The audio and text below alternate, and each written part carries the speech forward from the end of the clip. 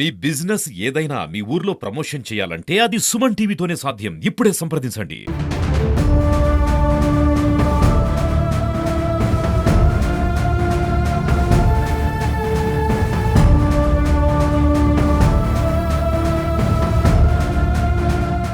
Crime rate చూస్తుంటే వామ్మో, విజయనగరం జిల్లాలోని క్రైమ్ రేట్ ఈ విధంగా ఉందా అని అంత ఆశ్చర్యకరంగా అయితే ఉంది. సో ప్రస్తుతం నేనైతే ఉన్నాను విజయనగరం జిల్లా బొబ్బిలి నియోజకవర్గం తెర్లా మండలం నెమలాం గ్రామంలో. ఈరోజు అయితే విషాదం చోటు చేసుకుందని చెప్పుకోవచ్చు. ప్రజలంతా కూడా భయభ్రాంతులకు గురయ్యే ఘటన. 28 ఏళ్ల ప్రసాద్ని ఎవరో హత్య చేసి పడేశారంట. అక్కడ డెడ్ బాడీ ఉంది. వామ్మో, అంత చుట్టూ రక్తం మడుగులో ఉన్నాడు.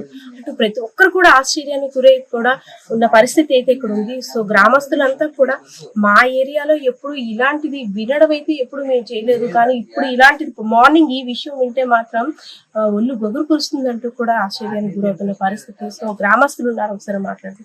సార్, మార్నింగ్ ఇక్కడ ఒక హత్య కార్యక్రమం రేపిందని చెప్పుకోవచ్చు.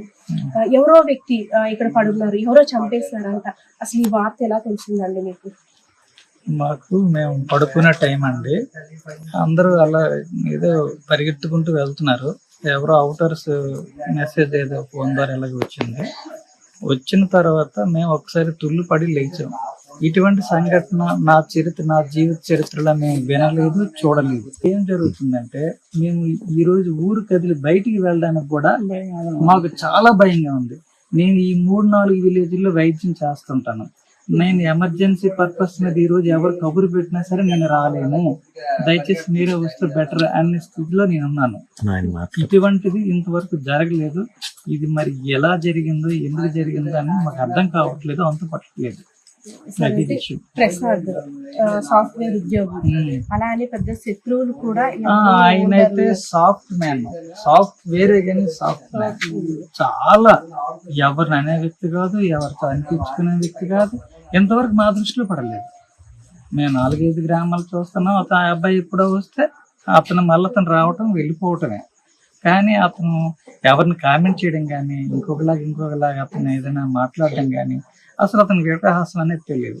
ఏమన్నాయా, ఏం తమ్ముడు, ఏమక్క, ఏం చెల్లి. సార్, హత్య చేసే అంత సంఘటన అయితే ఒకటి వయసులో ఉన్న కుర్రవాళ్ళు ఒక అప్పుల కారణం కావచ్చు, లేదు ఆస్తి తగాదా అయి ఉండొచ్చు, లేదా ప్రతి ఒక్క దగ్గర అంటే ఇప్పుడు కామన్ గా చూసేది వివాహితర సమయాలు. సో ఇవన్నీ కొనాలి, అంత హత్య చెయ్యాలంత కిరాతకంగా చెయ్యాలని ఆలోచన మెంటల్ ఫీల్ గా ఉన్నారు. కొంచెం సైకలాజికల్ గా ఎదుటి వాళ్ళ ఆలోచన అనేది తెలుస్తుంది.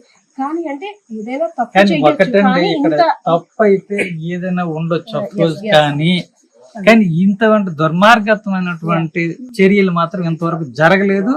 అది మేము కనీ విని ఇంతవరకు చూడలేదు. ఇదే ఫస్ట్ టైం. ప్రసాద్, మీ మధ్యలో మీరు ఎప్పుడైనా అంటే ఈ 2 days లో మాట్లాడడం, అదే అబ్బాయి కూడా ఎవరితో మాట్లాడ అబ్బాయి ఏదో ఇన్నోసెంట్ కాదు, తెలివైన వ్యక్తి, కానీ ఎవరితో అనవసరం.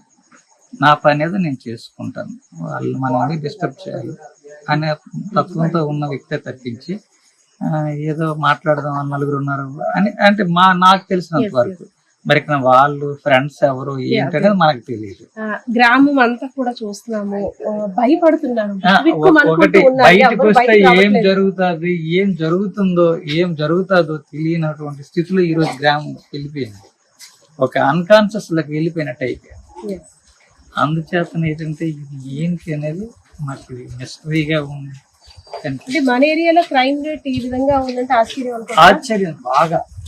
ఇది అసలు ఇది మాకు అంత పడట్లేదు. అసలు ఏ విధంగా దీన్ని మేము యాక్సెప్ట్ చేయాలనేది అర్థం కావట్లేదు.